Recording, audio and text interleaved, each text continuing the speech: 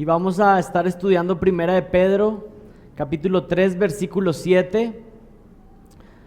Pero antes de eso quisiera que miráramos y contestáramos esa primera pregunta. ¿Es la Biblia un libro machista? Y quiero comenzar contestando la pregunta diciendo no, eso no es correcto. La mujer en la Biblia tiene un papel valioso. Aunque Eva fue la primera en cometer transgresión, ella también fue la primera en creer que un Mesías vendría y nos rescataría. En un sentido podríamos decir que fue la primera en tener fe junto a su marido de que un día vendría un Salvador que nos rescataría del pecado. Aunque en el Antiguo Testamento no se permitía el sacerdocio de mujeres, eso no quiere decir que no tuvieran un lugar en el servicio espiritual de Israel. Y voy a darles algunas citas. Éxodo 35:22. Mujeres y hombres contribuyeron materialmente para la construcción del tabernáculo. Éxodo 38:8. Mujeres servían activamente en la tienda de reunión. Números 6:2. Mujeres podían tomar un voto nazareo, que era una consagración total para Dios. No solamente era para hombres, sino también para mujeres. Éxodo 23:17. Aunque las mujeres podrían participar en el peregrinaje a Jerusalén, solo se requería que los hombres vinieran 3 veces al año a Jerusalén. ¿Y por qué esto? Aparentemente que los hombres fueran los que fueran en representación de su familia, porque algunas veces cuando viajaban desde lugares lejanos, eran viajes peligrosos, difíciles y mucho más con niños. Entonces iban los hombres en representación de la familia y las mujeres quedaban al cuidado de sus hijos. Sin embargo, las mujeres también podían hacer peregrinaje a Israel, presentar sacrificios, confesar y hacer restitución. Deuteronomio 31 del 11 al 2. Tanto hombres como mujeres estaban llamados a recibir instrucción de la palabra. Hombres y mujeres siempre han estado llamados a recibir la instrucción de la palabra. Y les leo lo que dice Deuteronomio 31. Cuando viniere todo Israel a presentarse delante de Jehová tu Dios en el lugar que él escogiere, leerás esta ley delante de todo Israel, a oído de ellos, y harás congregar a todo el pueblo, incluido ¿quiénes? Varones y mujeres y niños, y tus extranjeros que estuvieran en tus ciudades, para que oigan y aprendan y teman a Jehová vuestro Dios y cuiden de cumplir todas las palabras de la ley. Hombres y mujeres estaban llamados a escuchar la palabra, a estudiar la palabra. Los judíos pasaron los siglos y empezaron a hacer divisiones, y aún llegaron a un punto donde apartaron a las mujeres de recibir instrucción de la palabra, pero nunca fue una instrucción de Dios que hicieran eso. Siempre el Señor ha llamado a su pueblo, hombres y mujeres, a que sean expertos en su palabra. Nehemías 8. Y el sacerdote Esdras trajo la ley delante de la congregación, así de hombres como de mujeres y de todos los que podían entender, el primer día del mes séptimo, y leyó el libro delante de la plaza que estaba delante de las puertas de las aguas, desde el alba hasta el mediodía, en presencia de hombres y mujeres y de todos los que podían entender, y los oídos de todo el pueblo estaban atentos al libro de la ley. Hombres y mujeres aprendiendo de la palabra de Dios. Éxodo capítulo 15, versículo 20 y 21. Las mujeres tienen un servicio activo en la alabanza en Israel. Miren lo que dice el versículo 20. Y María, la profetisa, hermana de Aarón, tomó un pandero en su mano, y todas las mujeres salieron en pos de ella con panderos y danzas. Y María les respondía: cantad a Jehová, porque en extremo se ha engrandecido. Ha echado en el mar al caballo y al jinete. Mujeres participando en la alabanza, en la exaltación a Dios. Jueces, capítulo 4 y capítulo 5, recuerdan a Débora y a Jael, una jueza y una guerrera que participaron en una lucha, y el Señor bendijo al pueblo a través de estas mujeres, que por cierto quisiera hacer un paréntesis ahí. Los hombres estaban llegando a tal punto de negligencia en su liderazgo que el Señor utilizó a estas mujeres como una reprensión hacia los hombres que no estaban cumpliendo con su papel. Eso fue lo que pasó en Jueces 4 y 5. Primera de Samuel capítulo 1. Mujeres que se dispusieron para preparar hijos para que fueran ellos los que propagaran el mensaje de Dios a las futuras generaciones. Qué interesante esto. Encontramos en la Biblia mujeres que dedicaron sus tiempos y sus vidas para levantar hijos que luego fueron grandes hombres de Dios. Qué ministerio tan poderoso ese. A veces escucho mujeres que dicen, yo quisiera ir y evangelizar a miles. Evangeliza ese que tienes en la casa. Loida y Eunice con Timoteo prepararon un hombre de Dios, su mamá y su abuela. María, madre de Jesús, en Lucas 1:38 se dice, entonces María dijo, he aquí la sierva, que significa realmente la esclava del Señor, hágase conmigo conforme a tu palabra, y el ángel se fue de su presencia. María, la madre del Señor, tomó con agrado esa designación que se le estaba dando de ser madre y de levantar, por supuesto, en la humanidad a nuestro Señor Jesucristo. Marcos 16, las mujeres fueron testigos primarios de la resurrección de Jesucristo. Las mujeres fueron discípulos cercanas y fieles al ministerio de Jesús y los apóstoles. En Romanos capítulo 16, Pablo menciona una diaconisa llamada Febe y exalta su fe. Hechos 16, Lidia en Filipos fue pieza clave en la plantación de la iglesia en Filipos. Una mujer que vendía púrpura y ella parece que fue un gran ánimo y un inicio de la iglesia. ¿Es la Biblia machista? ¿Hace lado el cristianismo a las mujeres para que no sirvan en la iglesia? Claro que no, eso es falso, es mentira. Es algo que susurra Satanás. Pero no es verdad, la mujer siempre ha sido fundamental. Eso no quiere decir que el hombre y la mujer son iguales. Eso no quiere decir que tienen los mismos roles en la familia, en la iglesia. Pero en ningún momento podemos decir que el cristianismo denigra a la mujer. El hombre tiene la responsabilidad de liderar, de proveer, de proteger en las esferas donde Dios en su voluntad lo ha decidido. Pero es un pecado terrible el que se comete cuando un hombre es negligente en su papel de liderazgo. Pero también es un pecado terrible cuando la mujer quiere usurpar un lugar al cual el Señor no le ha llamado. Y acompáñenme a lo que dice Primera de Pedro, capítulo 3, versículo 7. Cometemos un pecado terrible cuando hombres o mujeres no cumplimos con el papel que Dios nos está dando, en la familia o en la iglesia. Se comete un pecado que daña a la sociedad, que daña a las iglesias, que daña a las familias. Pero el día de hoy vamos a hablar de un pecado, refiriéndonos específicamente a los hombres que quieren ejecutar su liderazgo de manera tirana, de manera áspera, de manera injusta. Hombres que establecen su liderazgo desde la base del orgullo y de un dominio agresivo.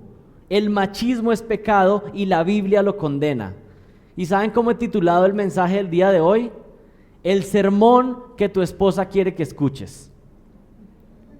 El sermón que tu esposa quiere que escuches. Vamos a ver Primera de Pedro, capítulo 3, versículo 7. Y dice así: y vosotros maridos igualmente convivid de una manera comprensiva. Esa palabra comprensiva también se puede traducir sabia. Vive con su esposa de manera sabia, con vuestras mujeres, como con un vaso más frágil, puesto que es mujer, dándole honor como a coheredera de la gracia de la vida, para que vuestras oraciones no sean estorbadas. Oremos. Padre, te pido por favor que en tu gracia me permitas explicar este texto de manera adecuada, pero sobre todo te pido para que esta iglesia sea un centro donde se preparen hombres de Dios, Señor. Y sabemos lo crucial que es la vida familiar de un hombre de Dios, Padre. Si perdemos nuestra familia, perdemos nuestro ministerio. Ayúdanos, Señor. Ayúdanos. El mensaje de este versículo es un mandato para el hombre que debe ejecutar su liderazgo con amor y comprensión. Y vamos a encontrar 3 puntos en esta mañana desde este versículo. Número 1, ¿quién es el responsable del mandato? Número 2, ¿cuáles son las causas del mandato? Y número 3, ¿cuáles son las consecuencias del mandato? Pero miremos el versículo con atención. Primera de Pedro, capítulo 3, versículo 7.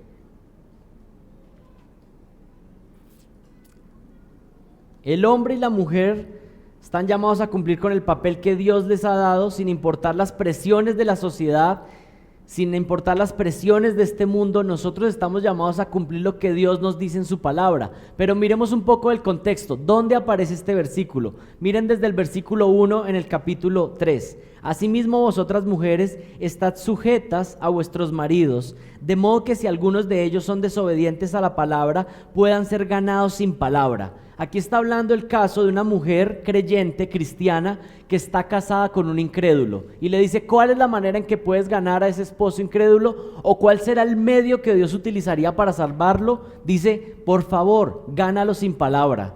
Un primer consejo bien extraño que algunas hermanas casadas con incrédulos no conocían. Y lo que han hecho es cantaleta, cantaleta, cuando el Señor dice, mira, más bien que sea con tu ejemplo de que eres una cristiana regenerada y que Él se quede tan sorprendido de lo que Jesucristo hace en tu vida que Él diga, yo quiero conocer a ese Dios. Gánalo sin palabra, al observar vuestra conducta casta y respetuosa, y que vuestro adorno no sea el externo. Y un día tenemos que predicar este versículo aquí en esta ciudad de Cali. Ya vendrá. Que vuestro adorno no sea externo, de peinados ostentosos, joyas de oro o vestidos lujosos, sino que sea el yo interno, el adorno incorruptible de un espíritu tierno y sereno, lo cual es precioso delante de Dios. Porque así también se adornaron en otro tiempo las santas mujeres que esperaban en Dios, estando sujetas a sus maridos. Así obedeció Sara a Abraham, llamándolo Señor. Y vosotras habéis llegado a ser hijas de ellas, si hacéis el bien y no estáis amedrentadas por ningún temor. Y ahí viene el versículo. Parece que también es el caso de un hombre casado con una mujer incrédula. Entonces le dice, ¿qué es lo que tienes que hacer? Vosotros, maridos, igualmente, convivid de manera comprensiva con vuestras mujeres, como con un vaso más frágil, puesto que es mujer, dándole honor como a coherederas de la gracia de la vida, para que vuestras oraciones no sean estorbadas. ¿Cuál es el primer punto? ¿Quién es el responsable del mandato?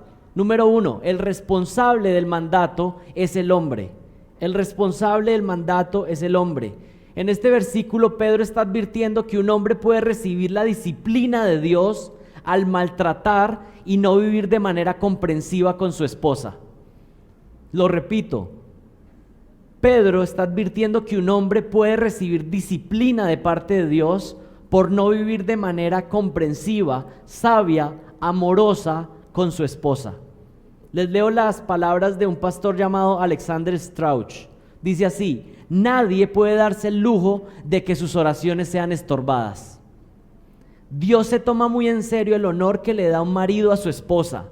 Un esposo no puede tratar a su esposa con dureza o ser negligente en el cuidado de ella y al mismo tiempo creer que es un hombre espiritual.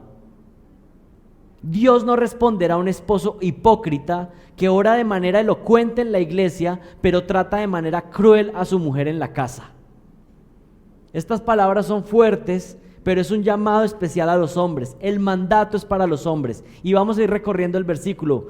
Pongan su mirada ahí en el versículo 7, en 1 de Pedro capítulo 3. Y vosotros maridos, Pedro está siendo enfático a quien da la instrucción.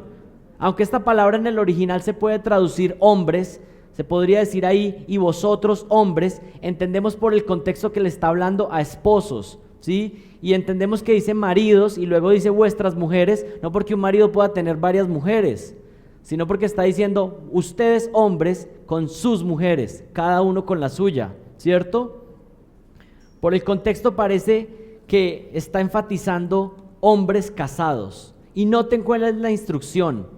Esta instrucción no es para los hijos principalmente, esta instrucción no es para los abuelos principalmente, esta instrucción no es para los primos, para los tíos, esta instrucción es para los hombres y sus esposas. ¿Y qué podemos enfatizar de este primer elemento? Número 1, el hombre es el responsable de ser ejemplo en esta área. El hombre es responsable de ser ejemplo en esta área. Es responsable de que en el hogar la mujer sea tratada con respeto, con honor, con toda delicadeza. ¿Quién es el llamado a buscar el honor de la esposa, de la mujer en la casa? Ni siquiera es la mujer misma teniendo que reclamar su honor, su respeto. Es el hombre el que tiene que ser el ejemplo y el que llama al resto de la familia o a cualquier influencia externa a que la mujer sea cuidada. Un padre de familia no solo es llamado a tratar con alta estima a su mujer, sino que inmediatamente él se convierte en el patrón para sus hijos y otras personas externas. La manera en cómo un esposo trata a su esposa va a ser el patrón para los que están alrededor de cómo se trata a esa mujer. Es lo que enseña el Señor. Número 2, el hombre es responsable de moldear a sus hijos en este aspecto. El hombre es el responsable de moldear a sus hijos en este aspecto. Se demanda del padre de familia que instruya a sus hijos en el respeto hacia su mamá y hacia otras mujeres, por extensión. Es el hombre que tiene que estar levantando a sus hijos para que traten como un vaso frágil a las mujeres. Eso permitirá que el patrón de una familia cristiana pase de generación en generación. ¿Saben por qué estamos como estamos? Porque faltan hombres de verdad. Por eso las familias están como están. Por eso las iglesias están como están. Por eso ustedes ven iglesias que realmente son iglesias completamente feminizadas, porque faltan hombres de verdad. Tercero, el hombre es responsable de ser el defensor del honor de su mujer. El hombre es responsable de defender el honor de su mujer. El hombre no solo es un ejemplo, no solo moldea a sus hijos, sino que además sale en la defensa de su esposa. Cualquier ataque externo que pueda venir a ella, cualquier persona que se atreva a dañar a la mujer en algún sentido, el hombre debe reconocer que es un ataque contra sí mismo. Y aquí podemos aprender un principio. ¿Recuerdan cuando el Señor Jesucristo se encuentra con Pablo en el camino a Damasco y le dice, ¿por qué me persigues? ¿A quién estaba persiguiendo Pablo? A la iglesia. Y el Señor Jesucristo, ¿qué le dice? ¿Por qué me persigues a mí? Porque si tú tocas a mi esposa te estás metiendo conmigo. Es lo que dice Jesucristo. Y es el patrón que el Señor nos da a los esposos. Continuemos con el versículo. Dice, y vosotros maridos igualmente convivid de manera comprensiva con vuestras mujeres o de manera sabia. Cuando Pedro dice igualmente, está haciendo referencia a la instrucción que ha venido dando anteriormente desde el capítulo 2, versículo 17. Y Pedro ha hablado cómo en la práctica el cristiano debe vivir una vida ejemplar aún en medio de la persecución o aún en medio de que otros piensen que hay que vivir de otra manera. Miren el 2.13, miren lo que dice el 2.13, dice, someteos por causa del Señor a toda institución humana, ya sea al rey como autoridad. Está hablando de sometimiento aún a gobiernos que no son buenos. Hoy en día las personas están diciendo, no, tenemos que rebelarnos, tenemos que irnos en contra del gobierno, es que es muy malo. Y aún cristianos se meten en esa movida. ¿Ustedes saben de quién está hablando Pedro? ¿De a quién hay que someterse? A Nerón, que mataba a cristianos. Es muy fácil que el mundo se vaya llevando en la corriente aún a los creyentes. No estamos llamados a nosotros a ser los que levantamos la protesta. ¿Cuál es nuestra protesta? Nos congregamos y oramos. Eso es lo que nosotros hacemos, porque nuestro rey está en los cielos. Yo no estoy buscando un mejor gobierno para Colombia. Ojalá que el Señor tenga misericordia y ponga a alguien que sea lo mejor para nosotros. Pero mi esperanza no viene de un partido político, mi esperanza no viene de un Mesías, hombre que se va a venir aquí a solucionarnos el problema. Este mundo va de mal en peor. Nosotros aquí estamos es para proclamar el Evangelio. Y es fácil distraernos, porque vemos la injusticia, vemos la maldad humana y pensamos, bueno, lo que tenemos que hacer es ser los más rebeldes. Pedro dijo, sujetaos a esas autoridades, y está hablando de Nerón. Recuerden, versículo 17 y 18, honrad a todos, amad a los hermanos, temed a Dios, honrad al rey. Siervos, estad sujetos a vuestros amos con todo respeto. Está hablando también de honrar a todos, estar sujetos a los jefes. Los jefes también tienen una actitud adecuada hacia sus empleados. En el versículo 1 del capítulo 3 vimos que las mujeres que tienen una actitud de agradar al Señor tienen una sujeción de una manera sin temor. y luego dice a los hombres igualmente, igualmente. No está llamando a un llamado a la sujeción, pero sí está diciendo, ustedes igualmente anden en la actitud correcta con sus esposas. ¿Y cómo lo dice? Mire lo que dice el versículo. Igualmente, vivan de manera comprensiva, de manera sabia con ellas. Convivid de manera comprensiva, vivid con ellas sabiamente.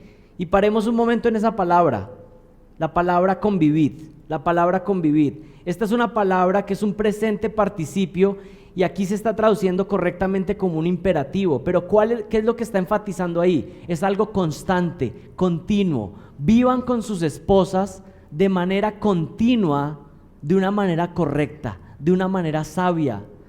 Esto quiere decir que tienes que vivir con tu esposa año tras año, semana tras semana, día tras día, minuto tras minuto, de una manera sabia, de una manera comprensiva.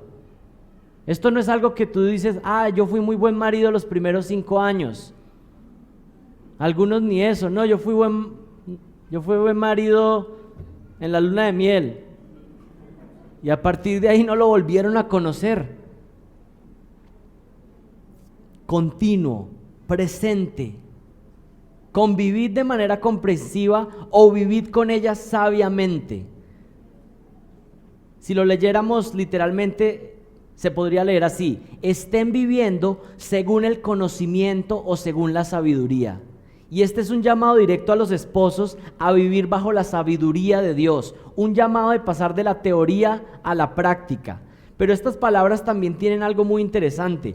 Miren lo que dice ahí: y vosotros maridos convivid con ellas de manera comprensiva o de manera sabia. Cuando uno empieza a estudiar este versículo a profundidad, se da cuenta que Pedro está diciendo algo acá. No está diciendo sean sabios de manera general. ¿Saben de quién está diciendo que sean sabios o sean entendidos o comprensivos?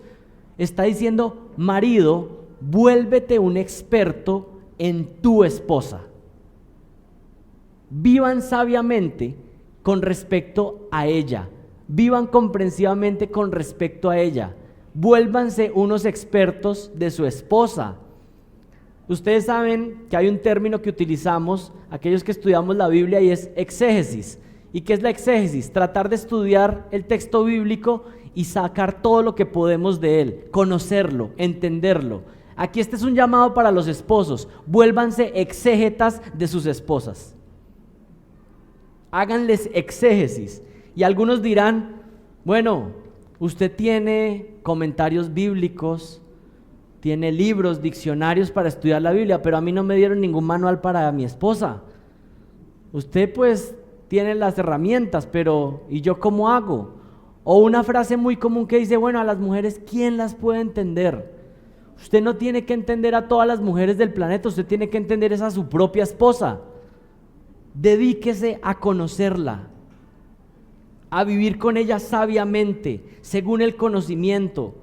Convirtámonos en esposos comprensivos, que entienden a sus compañeras, hombres con verdadera sabiduría. Dios nos hace un llamado a vivir sabiamente. Y unas preguntas para los esposos: ¿cuánto tiempo real pasas con ella escuchándola y conociéndola?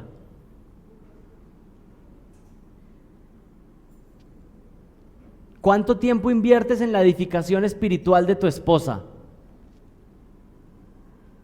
Si yo le preguntara a tus hijos en tu casa, ¿quién es el líder espiritual de tu casa?, ¿qué contestarían ellos? El hombre tiene el llamado a proveer para las necesidades de su esposa, conocerla y liderarla con amor y servicio. Ahora una claridad para las esposas que están ahí felices de amén, amén. Siempre y cuando no sea una actitud pecaminosa, yo estoy convencido que el hombre debería mostrar preferencia a las necesidades de su esposa. Siempre y cuando no sea algo pecaminoso, el esposo debería mostrar preferencia a las necesidades de su esposa.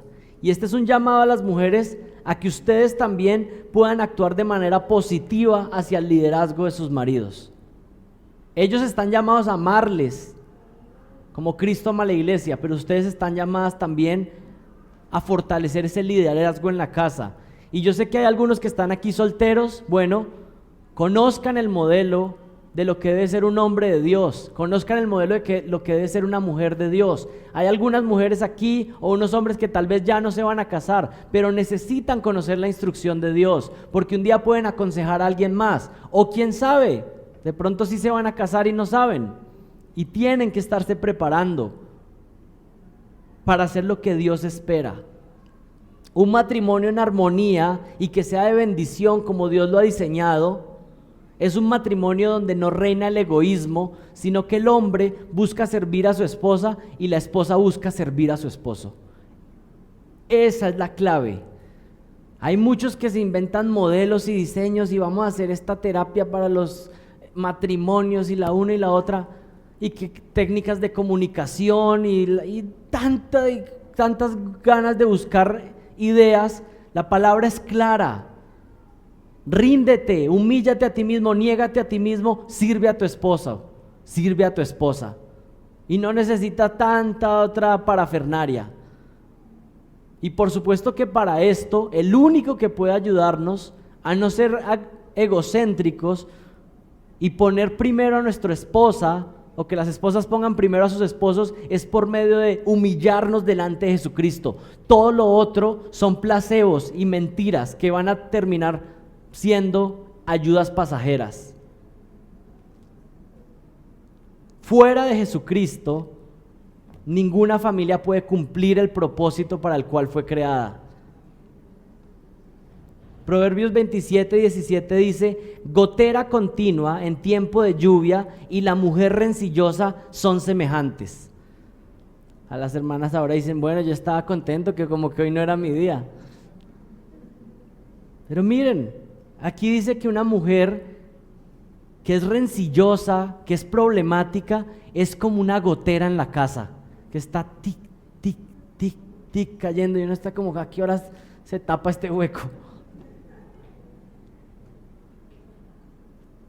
MacArthur dice de esta mujer, de que es como una gotera, dice lo siguiente: esta es una mujer obstinada, como una gotera implacable, de la cual uno desea escapar o terminar enloqueciéndose. La manera de abatir un hombre es poner una esposa irritante. Pero también los hombres estamos llamados entonces ¿a qué? A amar con cuidado, con delicadeza. Hubo un pastor que se llamó Henry Ironside y él cuenta de una consejería que tuvo. Dice que llegó un hombre joven que llevaba pocos años de casado y le dijo: pastor, necesito una consejería. Esto es algo muy serio, yo creo que estoy cometiendo idolatría. Entonces el pastor lo recibió en su oficina y el joven le empezó a contar y el pastor le dijo: bueno, cuéntame, ¿qué es lo que pasa? ¿Qué es lo tan serio? No, yo creo que estoy cometiendo idolatría. Yo creo que yo estoy amando demasiado a mi esposa. Me estoy pasando. Y hay algunos de aquí que así, ¿no? Estoy amando demasiado. Entonces Henry Ironside le dijo: ¿la estás amando como Jesucristo ama a la iglesia? Y entonces ahí el joven: no, bueno, pues tampoco. O sea, tampoco así. A lo que Henry Ironside le dijo: bueno, ese fue el modelo que Jesucristo nos dejó. Ahí el joven entendió que la consejería había terminado rápidamente. Miren lo que continúa diciendo el versículo: y vosotros, maridos, igualmente convivid de manera comprensiva con vuestras mujeres,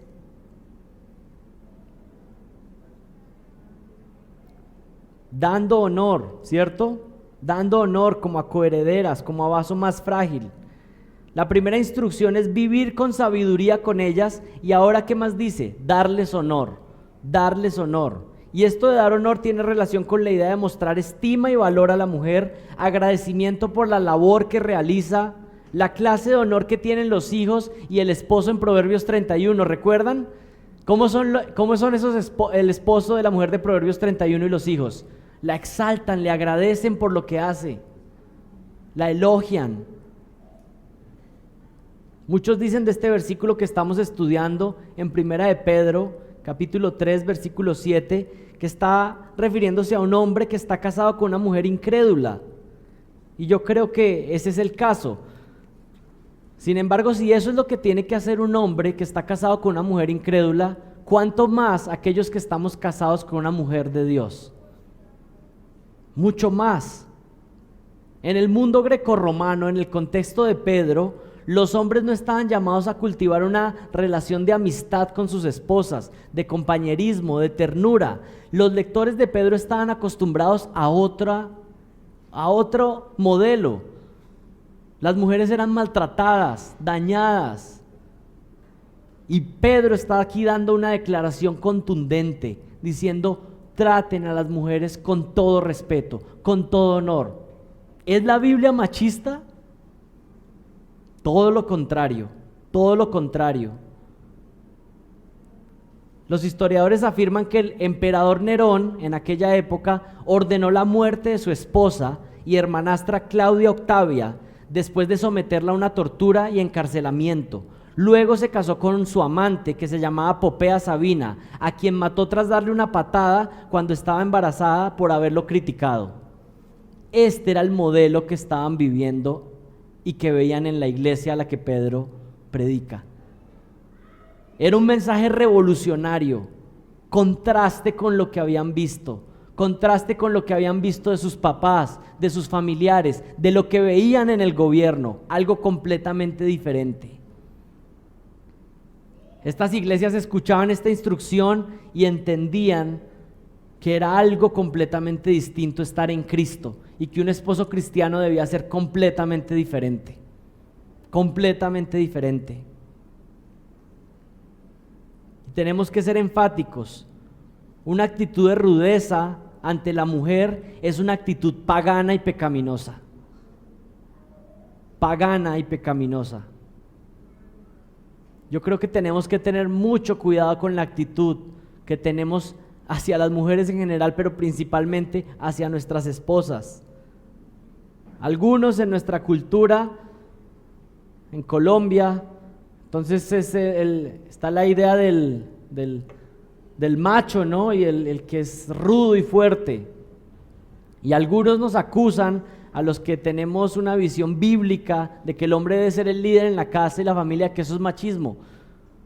Y esta iglesia es una iglesia donde jamás se parará una mujer a predicar desde el púlpito un domingo. ¿Por qué? ¿Porque somos machistas? No, porque es la instrucción que Dios da. Pero esta iglesia también tiene que ser el lugar donde las mujeres pueden decir: aquí hay verdadero honor para la mujer.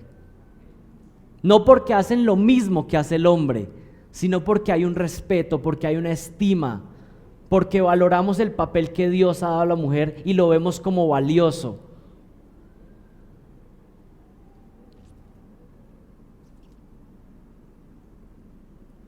Acompáñenme a Colosenses 3:18, porque algunos dirán: bueno, eso fue Pedro, solamente el que dijo algo de esto. Colosenses 3:18, ¿qué dice? Realmente, si vemos el versículo 18 en adelante, hay el modelo de una familia bíblica. Y en el versículo 18 vemos que una mujer sujeta con alegría al liderazgo de su esposo es lo que Dios espera. Mujeres, estad sujetas a vuestros maridos como conviene en el Señor. En el versículo 19, ¿qué vemos? Esposos que lideran y aman a su esposa como Cristo. Amad a vuestras mujeres y no seáis, ¿qué? Ásperos. Este es un paralelo con la instrucción de Pedro: no sean ásperos. Y en el versículo 20, ¿cuál es la instrucción a los hijos? ¿Qué dice de los niños? Obedeced a vuestros padres, algunas veces en todo. Por supuesto, está hablando de hijos bajo techo, en casa todavía. Y un padre y una madre que no exasperan a sus hijos. Pero noten el versículo 19: maridos, amad a vuestras mujeres y no seáis, ¿qué? Ásperos con ellas. Aquí Pablo, en otras palabras, está enfatizando el mismo principio de Pedro: no trates a la mujer con aspereza, no la trates con rudeza, no seas áspero. ¿Saben a qué se refiere esa palabra áspero? Era algo que se podía conectar con sabores amargos o olores amargos. Es como que le está diciendo: hombres, traten a sus mujeres no con amargura, no con acidez. Pongámoslo en términos sencillos: no actúen como un limón en su casa. No le hablen a su mujer como si fuera vinagre, ácido, desagradable. Más bien que lidérenla con amor. Y aquí hay que tener una aclaración importante. Hombres, estamos llamados a amar a nuestras esposas, ser condescendientes, ser generosos, buscar su gozo, su alegría, antes que nuestro propio gozo, nuestra propia alegría, buscar cómo satisfacer las necesidades de nuestra esposa. Pero también cuidado, porque si ustedes leen la Biblia con atención, hombres que han dado rienda suelta a hacer todo lo que su esposa o mujer dijo, causaron muchos problemas. Así que tenemos que estar atentos. Y es que vamos a hacer, ser generosos, ser amorosos, pero cuando haya una demanda pecaminosa de mi esposa, pues yo no puedo acceder. Y tengo que ayudar y pastorear y cuidar en el proceso, el tiempo que tome, los años que tome.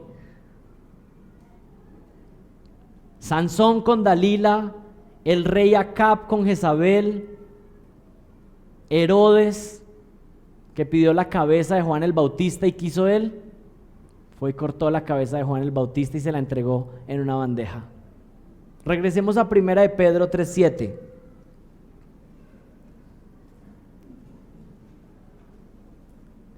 Como con un vaso más frágil. ¿Qué significa esa expresión, vaso más frágil? Pedro no está diciendo que la mujer es inferior en carácter, no está diciendo que es más débil intelectualmente, no está diciendo que la mujer es inferior en un sentido de valor delante de Dios. Lo que está diciendo es la realidad evidente. La mujer es más débil físicamente que el hombre. Dice, cuídenla como un vaso más frágil, con delicadeza, con cuidado. Decir vaso más frágil es hablar de un cuerpo más frágil y por lo tanto debe ser protegida en todo aspecto.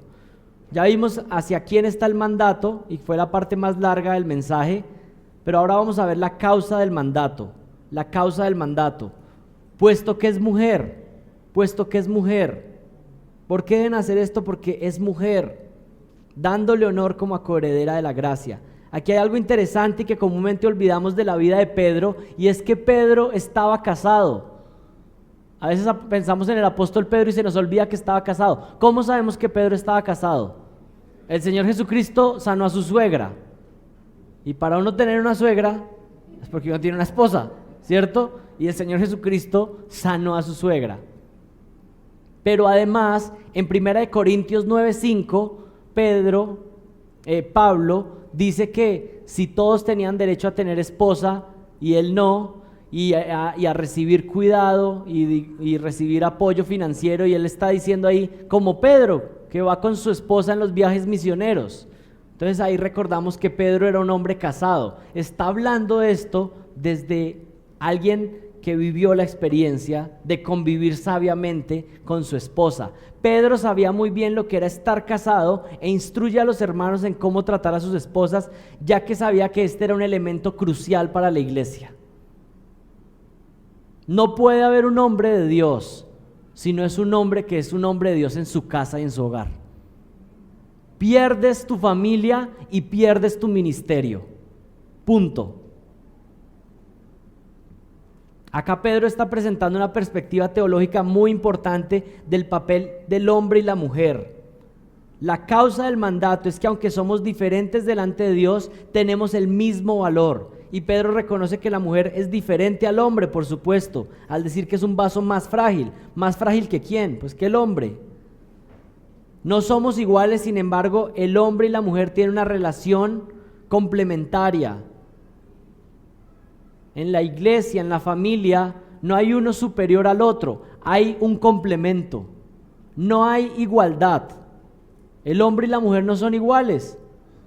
Nos vemos y sabemos que no somos iguales, ni tampoco tenemos los mismos roles, pero tenemos algo que se llama complemento. Trabajamos en equipo con un propósito de traer gloria a Dios. Las mujeres son coherederas de la gracia de la vida, y esa tal vez es una expresión difícil, porque estamos hablando de mujeres que no son creyentes en este versículo, pero estamos hablando del don de la vida, que Dios les ha concedido esa gracia del matrimonio. Pero también si estamos hablando del caso de mujeres que son creyentes, por supuesto no solamente comparten este don y esta gracia del matrimonio, sino que también comparten que son hijas de Dios. Y un esposo que está casado con una mujer que es hija de Dios, entonces ya sabe a quién tiene por suegro. Dios es nuestro suegro. De aquí en adelante, hermanos, mi deseo es que nosotros rechacemos cualquier actitud de burla hacia las mujeres. Jamás hacerlas sentir torpes, inferiores, tratarlas como si fueran objetos o hacerlas sentir deudoras por lo que damos. Son actitudes dañinas, malvadas. La pornografía es utilizar a la mujer como si fuera un objeto. Y es una deshonra en contra de Dios porque son mujeres creadas a imagen de Dios. Y no tienes derecho a mirar a otra mujer como si fuera algo que simplemente quiere satisfacer tus propios deseos. No tienes derecho. Es alguien creado a imagen de Dios. Nunca debes convertirte en alguien que lleva a pecar a otra mujer. Cuidado. Y me encantan las palabras de un pastor puritano que se llamó William Gough. En 1557, él habló muy fuerte de la sujeción de la mujer al hombre. Escribió 800 páginas hablando sobre los deberes domésticos desde una perspectiva bíblica. Imagínense, 800 páginas. Pero escuchen lo que también le dijo a los hombres. Vivan sabiamente con sus mujeres, no como necios que no entienden nada. Por ejemplo, si un hombre tiene una esposa no muy linda ni atractiva, con alguna deformación en el cuerpo, alguna imperfección en su hablar o en su vista o en sus gestos o en cualquier parte de su cuerpo, pero ¿saben qué hace él? La ama tanto que se deleita en ella como si fuera la mujer más hermosa y en todo sentido la mujer más perfecta del mundo. Eso es lo que debe hacer un hombre de Dios. Además, tanto la estima, con tanto ardor en el alma, con tanta ternura la trata, al punto que los demás piensan, este es un tonto. Hay hombres que ejercen al máximo su autoridad y no ceden en nada a sus esposas como si fueran inferiores. Estos son los que nunca están conformes ni satisfechos con lo que sus esposas hagan, sino que siempre son más y más exigentes. Otros sujetan a sus esposas como si fueran niñas pequeñas o sirvientas, impidiéndoles hacer nada. Esta es una advertencia muy seria y revisemos nuestro corazón y nuestra actitud. Y terminamos finalmente con las consecuencias del mandato. Y vosotros, maridos, igualmente convivid de manera comprensiva con vuestras mujeres, como con un vaso más frágil, puesto que es mujer, dándole honor como a coheredera de la gracia, para que vuestras oraciones no sean estorbadas. Para que vuestras oraciones no sean estorbadas. Acá el mensaje es fuerte pero fácil de entender. No puedes creer que tienes una vida espiritual saludable si tu matrimonio no está funcionando bien. No puedes creer que eres una persona espiritual y que estás creciendo si tu matrimonio no está bien cimentado. Si estás dando rienda suelta a tu pecado. La única oración que Dios va a escuchar de un esposo que está maltratando a su esposa, que no la está tratando de la manera adecuada, la única oración que Dios va a escuchar es una oración de arrepentimiento. Miren que el pasaje es muy fuerte, dice, para que vuestras oraciones no sean estorbadas. Y podríamos aplicar esa última parte de dos maneras. Número uno, si es un hombre creyente con una esposa incrédula, ¿cuál va a ser la oración más grande que ese hombre va a estar haciendo todo el tiempo? Sálvala. Pero si la estás tratando mal, si estás siendo áspero con ello, ¿qué haces? Estás estorbando la oración. Así de práctico, así de sencillo.